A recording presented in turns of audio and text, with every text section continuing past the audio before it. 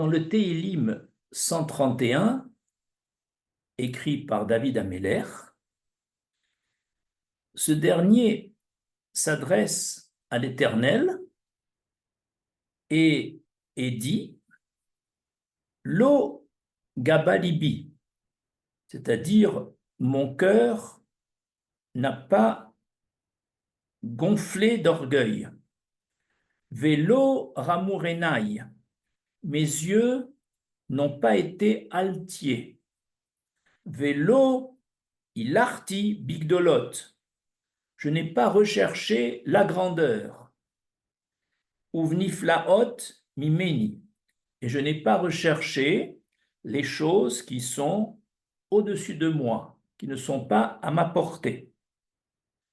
Et ce Téhilim se termine par Domamti nafshi ke gamul aleimo, et j'ai apaisé mon âme tel un bébé sevré par sa mère. Nous allons expliquer ces diverses expressions.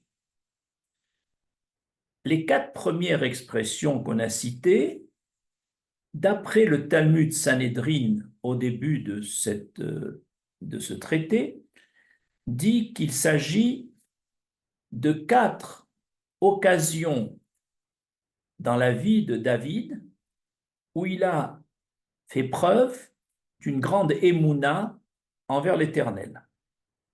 Nous allons détailler ce que dit le Talmud. Donc, premier paragraphe, Logavalibi. Mon cœur n'a pas gonflé d'orgueil. D'après le Talmud, cela se rapporte au jour où David Améler a été nommé roi d'Israël. Nous rappelons que Ishaï, père de David, était marié avec une femme juive nommée Natsavet. Ils ont eu plusieurs garçons et Ishaï, qui descendait de Ruth, la Moabite, s'est un jour posé la question, peut-être l'union entre mon ancêtre Ruth et Boaz était-elle illicite? Donc il a douté de sa judéité. Et pour cela, il a préféré écarter de sa vie conjugale Natsavet, à qui d'ailleurs il n'a pas donné de lettre de divorce, et il a pris comme concubine une servante cananéenne. Alors que Natsavet était écartée, un soir, la servante a accepté que, à l'insu de Ishaï, son épouse Natsavet vienne cohabiter avec Ishaï. Et ce soir-là, dans cette union, David a été conçu. Et lorsque Ishaï, qui ignorait tout de sa liaison avec Natsavet, a su qu'elle était enceinte d'un enfant, lorsque David est né, Ishaï et ses fils ont considéré David comme un bâtard, comme un mamzer, et de ce fait l'ont dédaigné et ils l'ont envoyé être berger du troupeau de Ishaï dans une zone dangereuse où il y avait des lions et des loups. D'ailleurs, David a dû affronter un lion et un loup victorieusement.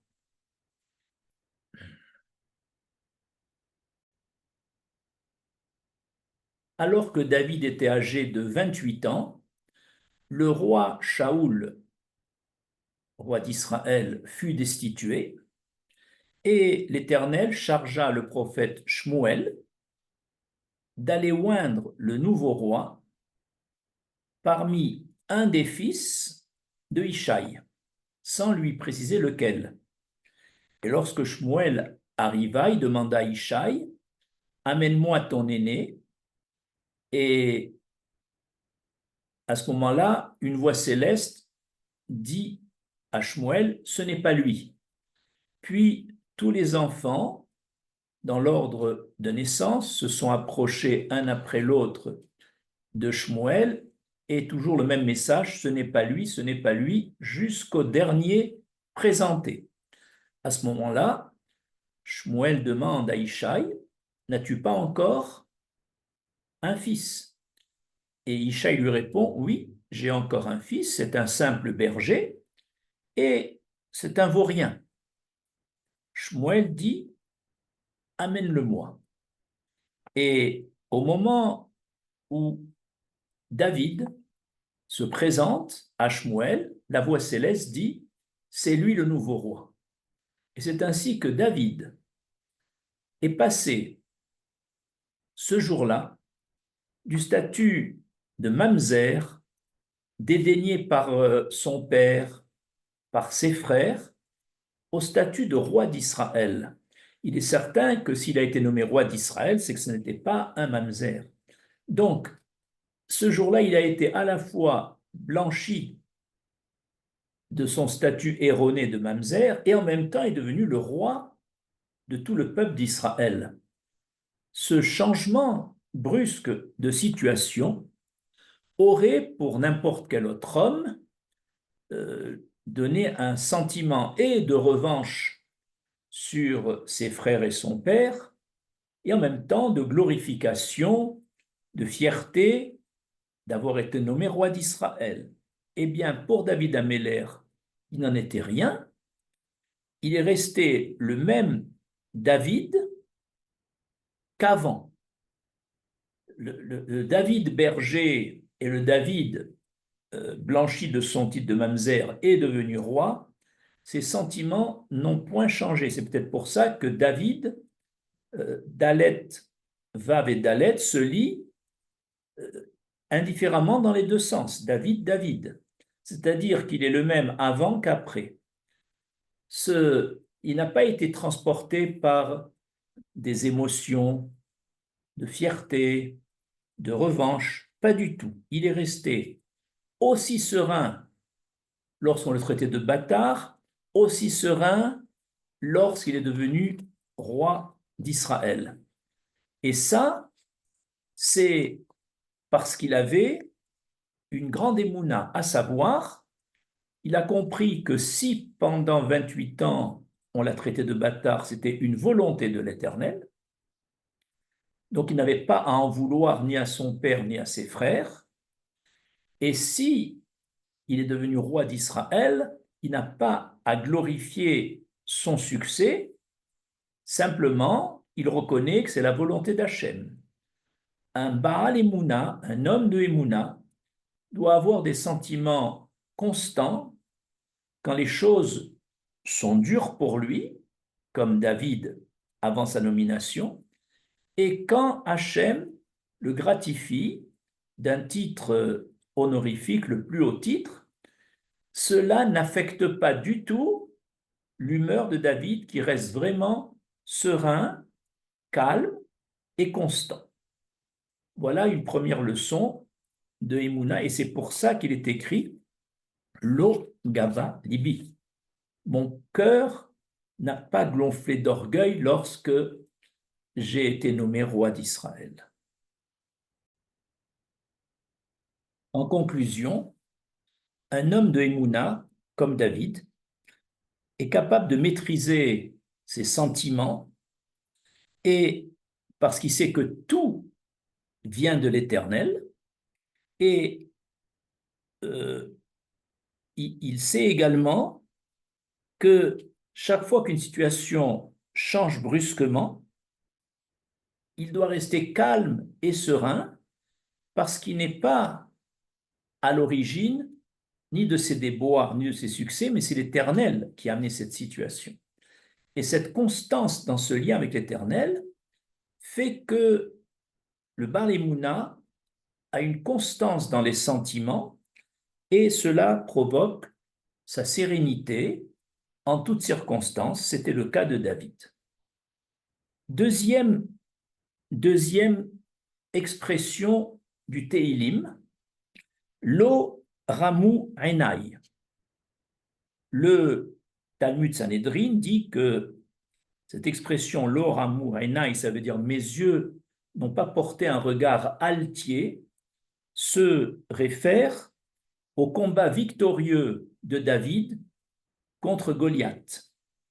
En effet, Goliath, un Philistin, était un géant de plus de 3 mètres de hauteur et un vaillant guerrier.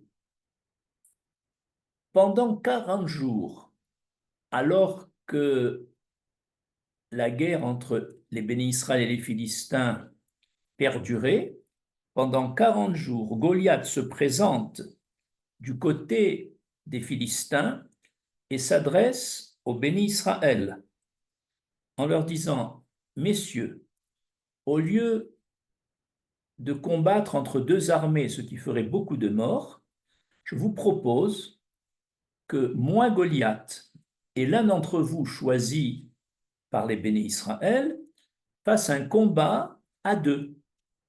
Et celui qui vaincrait l'autre soumettra la nation de l'adversaire. Et pendant 40 jours, personne n'osait affronter Goliath, qui était non seulement un géant, un vaillant guerrier, mais il avait un casque, une armure, une épée, une lance, un javelot. Il impressionnait. Au bout de 40 jours, David se présente comme candidat pour lutter contre Goliath. Et David était chétif, comme on le sait, et petit de taille. Et Shaoul, le roi Shaoul, qui jusqu'à là, pendant les 40 jours, cherchait à encourager un candidat pour affronter Goliath, en lui promettant une richesse matérielle, en lui promettant sa fille en mariage, mais personne n'osait se présenter. Et voilà qu'au bout de 40 jours, David dit: eh bien, moi, je vais combattre Goliath. Shaoul a eu peur. Il se dit: ce petit gringalet ne pourra pas faire le poids devant Goliath, et donc il va être tué. Et il l'a dissuadé d'aller combattre. Mais David était déterminé, et à la fin, David, dans sa détermination, convainc Shaoul, qui accepte, mais en disant à David: à condition que tu mettes un casque, une cuirasse, une armure, et que tu ailles avec plusieurs armes. Et David lui répond: moi, je ne suis pas comme les nations, je viens les Shem Hachem, je viens au nom de Dieu pour mener ce combat, et je ne veux pas avoir ni casque, ni armure, ni cuirasse, ni arme. Je viens simplement avec un lance-fronde et 5 petites pierres dans ma poche. Finalement, David a affronté Goliath. À la première pierre lancée avec son tire-fronde, cette pierre a atteint le front de Goliath et il est tombé, et David est venu l'achever. Après une telle victoire sur un combat dissymétrique, David aurait pu se glorifier, avoir le regard altier d'un héros qui a vaincu le géant Goliath. Eh bien non, David est resté exactement le même, sans ce regard altier, parce qu'il a compris que sa victoire sur Goliath n'était pas due à son courage, n'était pas due à sa vaillance, à ses qualités de guerrier, mais uniquement, ça venait d'Hachem, de l'Éternel. Et ça a fait que il a compris que c'est Hachem qui lui a livré Goliath, et donc il n'a pas modifié ses sentiments. Là encore, il a montré son son niveau élevé de Emouna. Troisième expression, lo ilarti bigdolot. Je n'ai jamais marché vers la grandeur, je n'ai jamais recherché la grandeur. Et le début du Talmud Sanhedrin dit que ça se rapporte au jour où le Sefer Torah qui avait été volé, le Sefer Torah originel, l'Arche Sainte, qui avait été volée par les Philistins, a été reprise et ramenée dans la ville sainte de Yerushalayim.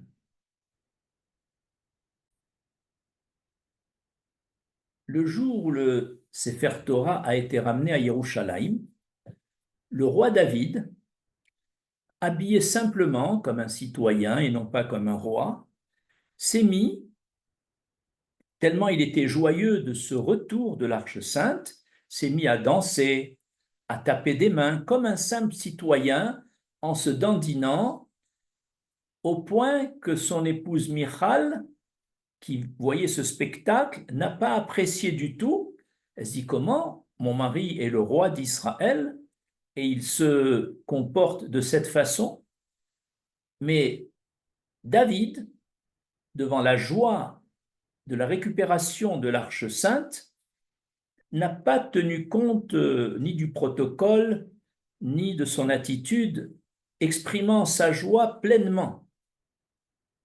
Pourtant, David aurait pu, en tant que roi d'Israël, lors de ce retour de l'Arche Sainte, organiser une cérémonie officielle avec tapis rouge, estrade pour accueillir le Sefer Torah, et lui, en tant que roi, en avant dans cette cérémonie. C'est-à-dire qu'il aurait pu profiter de ce retour pour profiter d'une situation où il aurait pu se glorifier de ce retour. Il n'en est rien.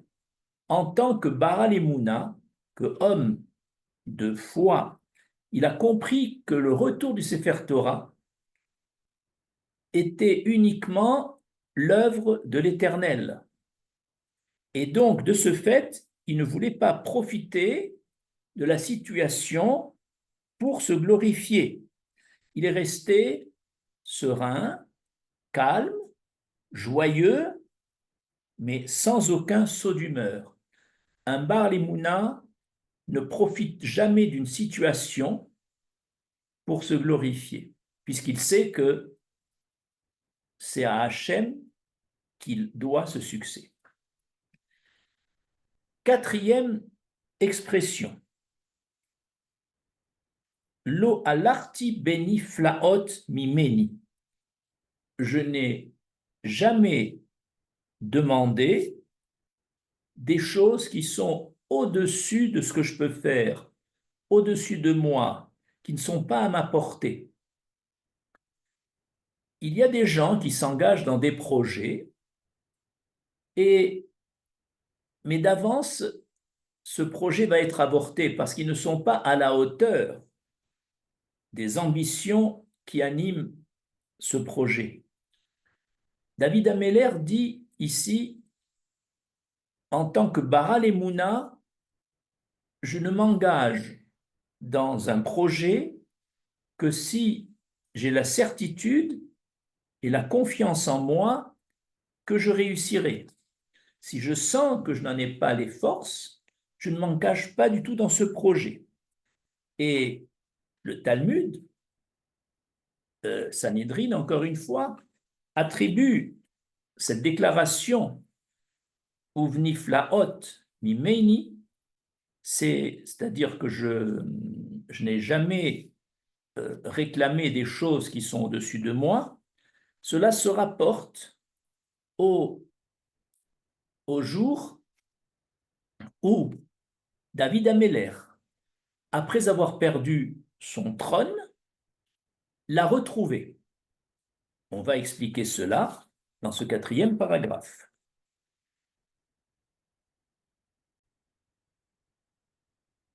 Nous savons que le fils de David, Avshalom, s'est rebellé contre son père, l'a trahi, a formé un groupe important de personnes parmi les amis de David, parmi les maîtres de David, et ainsi a destitué son père David qui a dû quitter son trône à Yerushalayim. Et David n'a eu aucune colère contre Avshalom. Certes, il était peiné, d'autant plus que c'était son fils, mais il n'a eu aucune colère parce qu'il s'est dit, cela, c'est la volonté d'Hachem. Et quand David a retrouvé, après la mort d'Avshalom, le trône, il n'était pas dans un état de grande joie, il a trouvé ça naturel, dans le sens où le trône lui a été redonné par l'Éternel. Ainsi, le Baal Emouna, c'est celui qui s'est resté serein au moment où il est destitué, et en plus par son propre fils, et aussi resté serein et calme au moment où il retrouve son trône, sans aucun saut d'humeur. Et pourquoi cette constance? Parce qu'il comprend que aussi bien sa destitution que sa retrouvaille du trône sont l'œuvre d'Hachem. Comme Hachem est constant, son humeur est constante. Et toujours dans ce domaine de ne jamais aborder des projets quand on n'est pas capable de les réaliser. Si quelqu'un, par exemple, dans le dosage entre les activités professionnelles et les activités d'étude de la Torah, si un homme décide de travailler un peu moins au bénéfice d'un temps d'étude plus long, avant de s'engager dans ce changement, il doit bien évaluer si il est capable, si c'est dans ses capacités de supporter, par cette baisse de travail qui en général donne une baisse de salaire, est-ce qu'il est capable de supporter la difficulté sur le plan matériel? S'il n'en est pas capable, eh bien, il vaut mieux qu'il garde son équilibre entre les deux activités et de ne pas modifier cet équilibre. Après avoir donné ces 4 leçons de Emouna, qui sont traduites par les 4 expressions de David Ameller, nous terminons ce cours par le verset suivant que nous avons lu au début, et où David Ameller dit Domamti nafshi kegamul raleimo. Mon âme a été apaisée, j'ai apaisé mon âme, j'ai fait taire mon âme, tel un bébé sevré par sa mère. Que voulait dire David Ameller dans cette conclusion de ce Teilim 131? David Ameller veut dire, de même qu'un enfant, un bébé, un nourrisson, qui est dans les bras de sa mère, qui a confiance en elle, qui va lui fournir les repas au moment où il en a besoin, qui sent l'affection dans les bras de sa mère, cet enfant, par cet amour que lui porte sa mère, est ragoua, ça veut dire calme, serein, confiant. Eh bien, vient David Ameller, il dit, moi aussi, dans Mamti, je suis calme, je suis serein dans mon âme, parce que je suis comme porté par les bras d'Hachem, j'ai confiance en toi, et je sais que si dans ma vie un échec peut survenir, je sais qu'il vient de toi. Et donc je n'ai pas à me mettre en colère contre celui qui semble avoir provoqué mon échec. C'est toi qui l'as décidé, Hachem. De même, si j'ai un succès, je ne vais pas attribuer ce succès à moi-même, mais ça vient d'Hachem. Et donc, cela m'évite d'avoir une attitude d'orgueil. Et donc, le calme et la sérénité, et pas les sauts d'humeur en changement de situation, sont les atouts d'un Baral Emouna. Je vous remercie.